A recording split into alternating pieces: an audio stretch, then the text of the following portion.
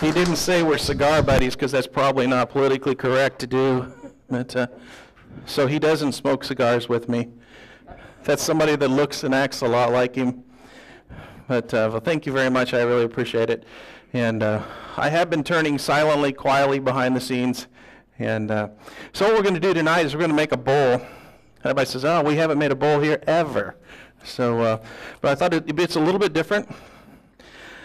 I took a class with Doug Fisher, I don't know, 3 or 4 or 5 years ago, and I was watching him do the back of a platter, and he was making ridges with the little carbide cutting tools.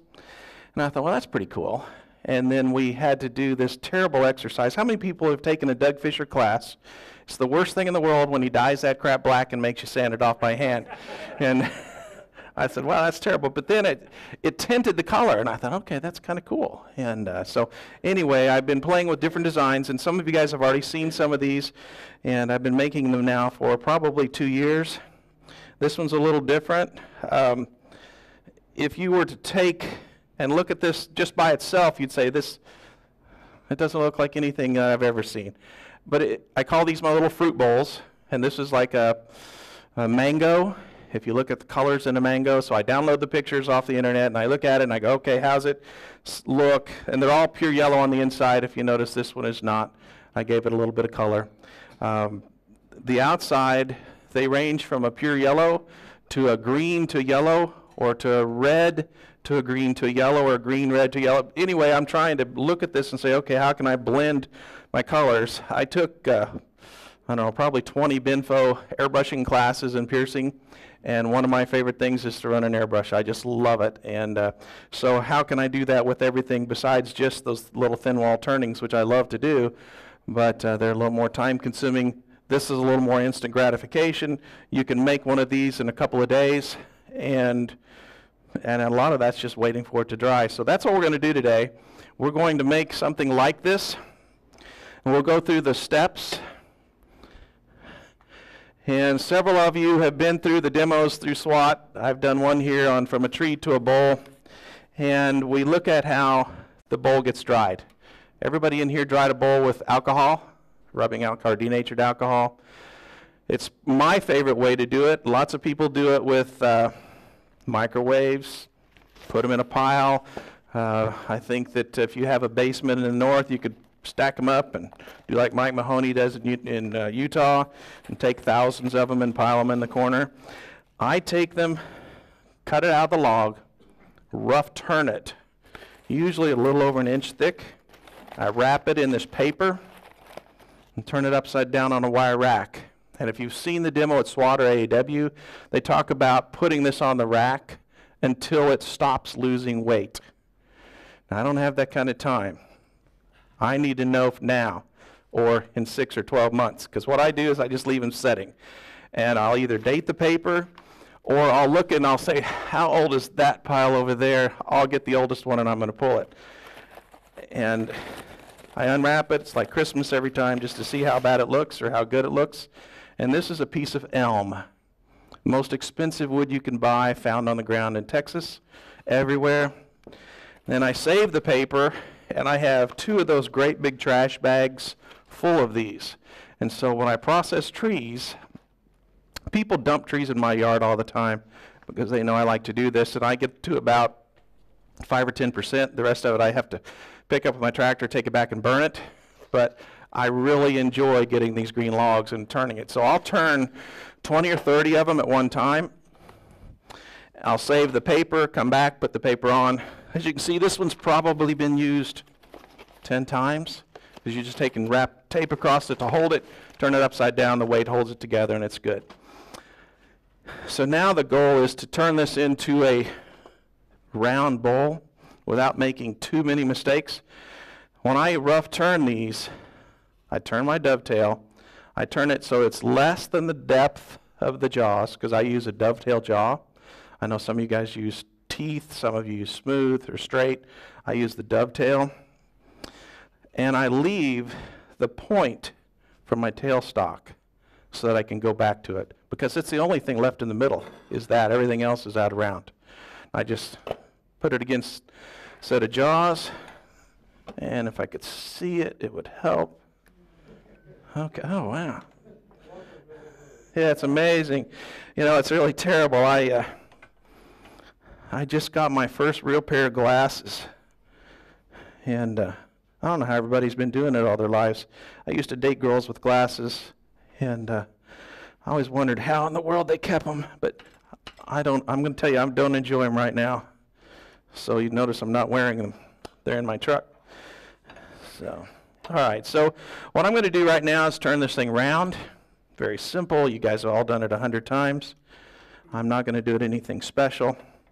I told the Dallas Club when I did it I was intimidated. Well, guys, I'm really intimidated because I've seen some of your work here. And it's very good. People that know me know I keep the button turned in. I use the speed dial on the lathe for safety, because I don't know how fast this is going to be going when I turn it on, because who knows how fast it was the last time somebody used it. And I stress that because in one of our classes, any of you guys that have been here a while remember Eddie Charba. Eddie Charba was turning a platter, and we preached it and preached it and preached it, and Eddie knew it, and he forgot, and he shoved it off, left it on high, put his platter back on it. That sucker went spinning, the bulb or the platter busted in half. Half went right by his head, stuck in the wall. We made him sign the hole, and it's still in my shop, the hole, with his signature. So, whoa, now it's really loud. Okay. This usually holds, and if it falls, it's probably coming my way, so you should be fine. And you've heard that 100 times. So I'm a real fancy turner, because right now all I'm trying to do is get the wobble out of it. And I usually use a longer tool rest, because I don't like to move the tool rest. And I know they make a short one. It takes too long to do that. I like these robust tool rests though. These are great.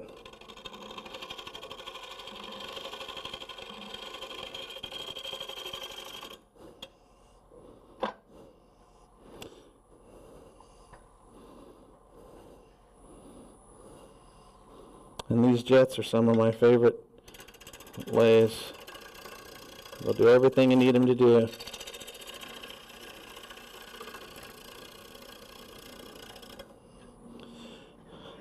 I'm using a swept back grind.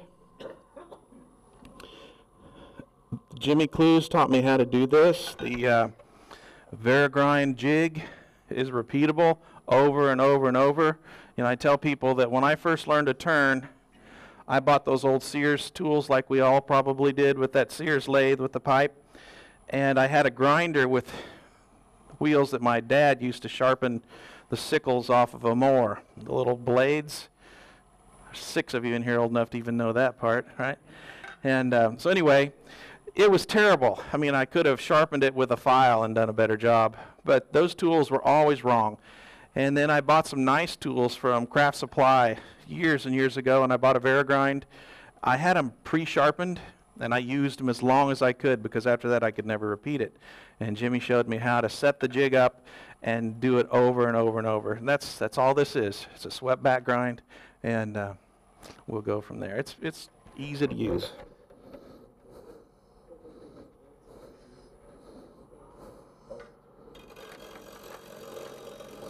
And you'll notice, since this is dry wood, I'm not getting long shavings, so it's not as fun. People that have been to my house remember my little black miniature poodle that we used to have. Called him Shop Dog. And he used to come out and watch me turn for hours. He's long gone, and we finally got a new dog, I don't know, about 9 months ago. Her name's Annie. She's a red-haired miniature poodle. And it was so funny, I took her out the shop the first time the other day to see what it was going to be like, if she could handle the noise. And when I did, she stood right here where Jordy used to go sit on the steps and watch. She stood right there, typical girl, not leaving you alone. And it was supposed to be funny, Sharon, I'm sorry. But instead of watching, she started jumping and chasing these like they were little bubbles. And she chased these shavings all over the place. And I wish I had a videotape because it was the funniest thing I'd ever seen. All right, so now I use a modified beading tool. I cut it at the same angle as the dovetail jaws. And I come back in and I will cut this straight. And I'll come across and I'll recut my dovetail.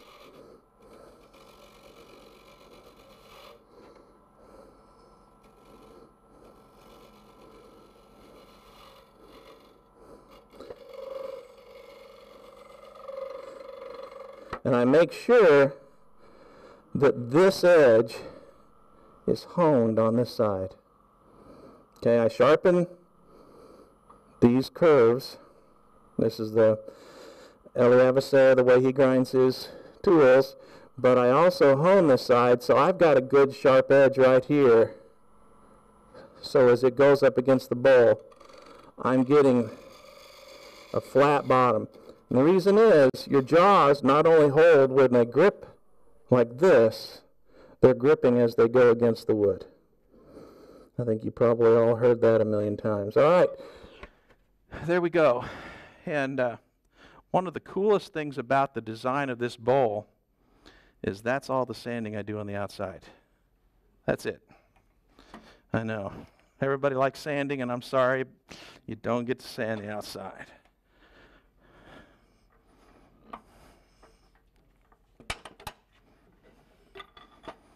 And I hate sanding. Let's see if this fits this jaw. Yep.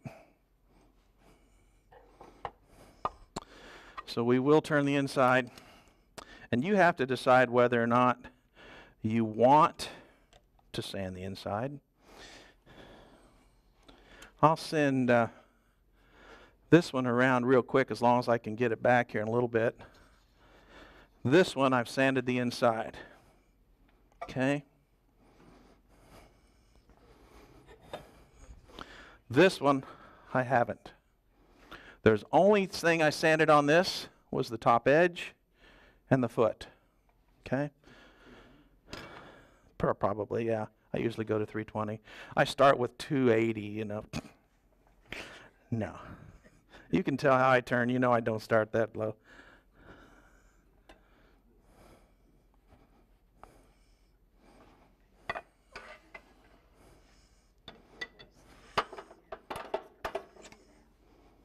That way I don't have any more holes in my elbows.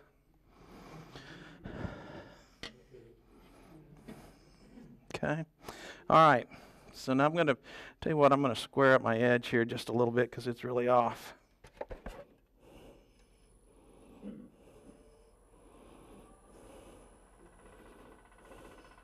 See, we're still a little bit out of round right there.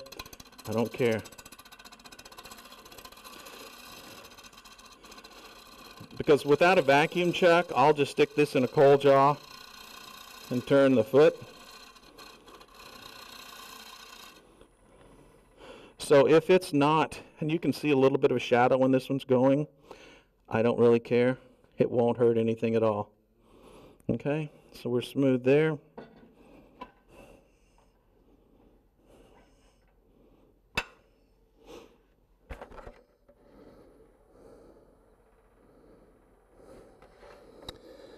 All right, depends. When I'm by myself, I don't do this. But to show you the easiest and the correct way to do it so that you don't have your tool skip around and get me embarrassed while I'm in front of you guys, take a parting tool, beading tool, either way, just come in and set a path.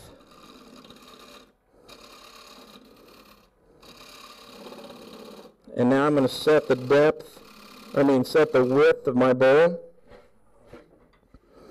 This one's right now about 3/4, which is just a little bit thick for this size bowl.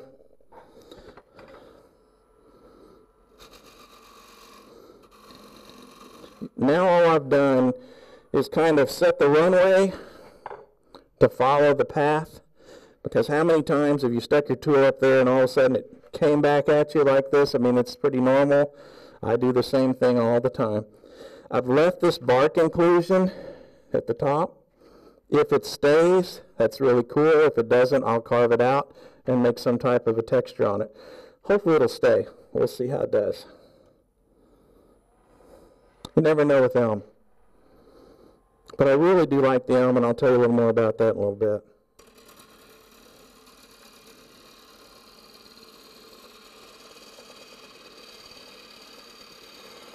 So I went part way down that groove that I'm in, or that I set. Okay, I bottomed out. I don't know if, yeah, you can see it right there. My tool, because of the bevel that I have right here, will only go comfortably right to here. Okay, I'll show you how we'll get around that here in just a second. Yeah, we're turning pretty smooth.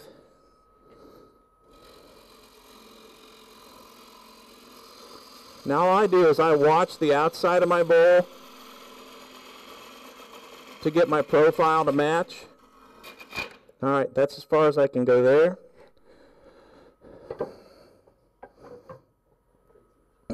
Okay. Now what I've done here, and I number these. I teach a class on beginning bowl turning. That was the number 1, which is my most aggressive grind. This is my number 2. Let's set it right there. And you can see there's a lot less aggressiveness, and I've taken the back side off of it so I can make a curve. My number 3, which is a lot closer to being flat. See that? Okay. Then I take the back side of it off as well. Okay, so now I'll come in and I'll pick up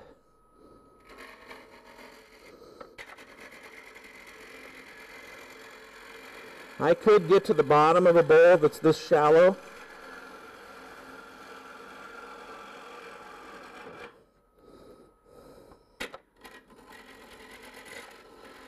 I'm trying to take too big of a bite.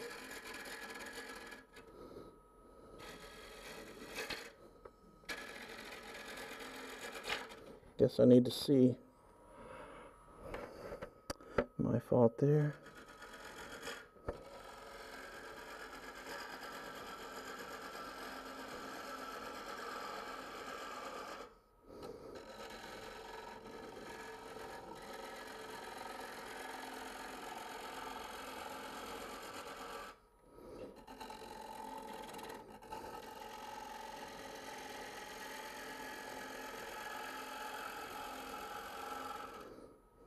Okay.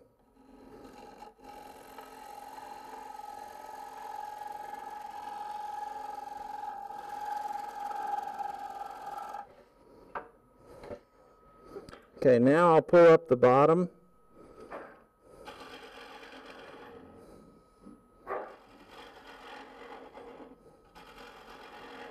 And see, I could skate across the bottom of this and get a flat bottom if I wanted to.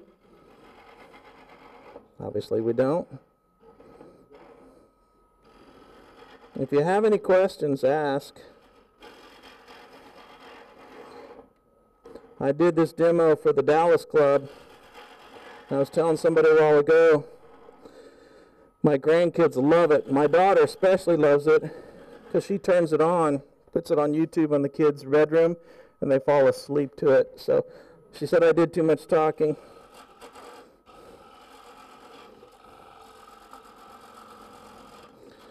I told her that was not very nice.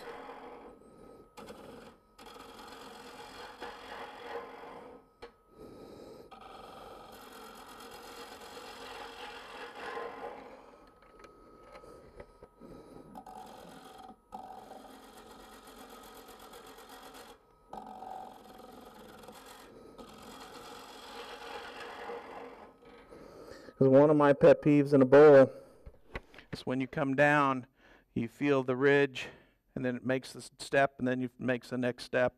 I like to feel it so you've got a smooth transition.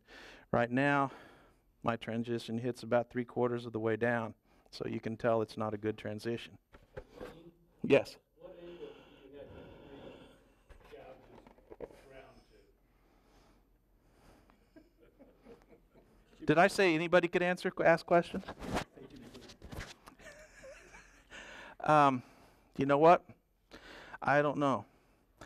I worked, when I was doing these, I was setting up trying to figure out where to make that curve. And so I sharpened it until it made the curve. And then I took this one and I started off with it flat. At home I have one that's actually almost perfectly flat. And it came that way. I did not grind it that way. It's from, oh my gosh, the red handle tools, I just forgot his name. Glazers.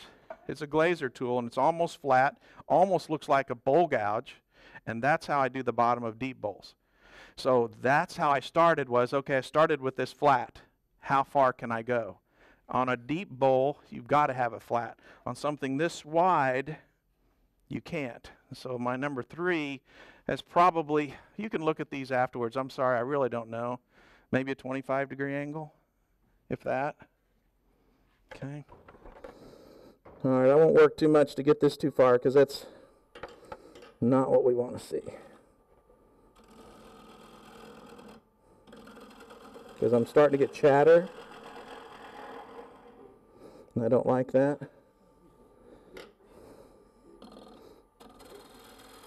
There we go. Hear that? It's not good. If I start getting one, I can't get rid of the chatter. It gets textured on the inside. And then I tell people they don't have to sand the inside.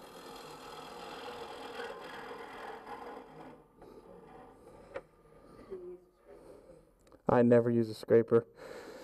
I've been taught that's it's a sacrilegious tool.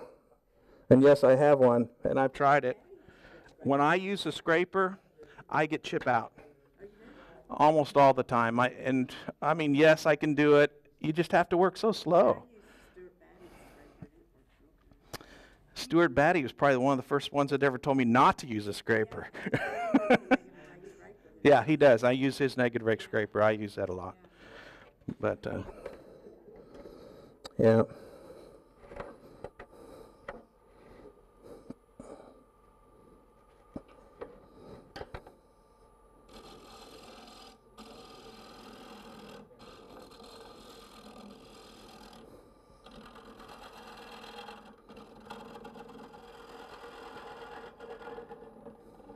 Getting that chatter. Okay. All right. Now I'll start sanding this with an 80 grit sandpaper and take it all the way down. Or maybe an 80 grit. All right. Pardon? Actually, probably what I would do is come in there and do like I did on that one, because you can't see the chatter in it right now. I know there's some in it. And you'd really see it when you start to sand it. Okay? All right, so now I'll come in and I'll turn the foot off with a vacuum chuck, and I'll turn the, this one has a foot. Let's see, it's taped up. But okay, let's see. You know what? I think I can probably, I can't. All I would do is come in here with a vacuum chuck, finish shaping this to give me a little foot like this. Okay, now this particular bowl, since I've got enough meat at the bottom, one of my favorite things on these bowls is to go footless, because then I can make this whole thing round, and I didn't have any of those left. The last one I had's gone, but you can come across, and we'll, as we show how we go through the bottoms of this, I turned this one round. Okay. Where do you want the overhead? Okay. So this one's round across the bottom, and you can see that I can bring this down here, and we're going to talk about how we make the grooves. But it's kind of fun to get these things round and not have a foot on them. So, okay. So let's do that next.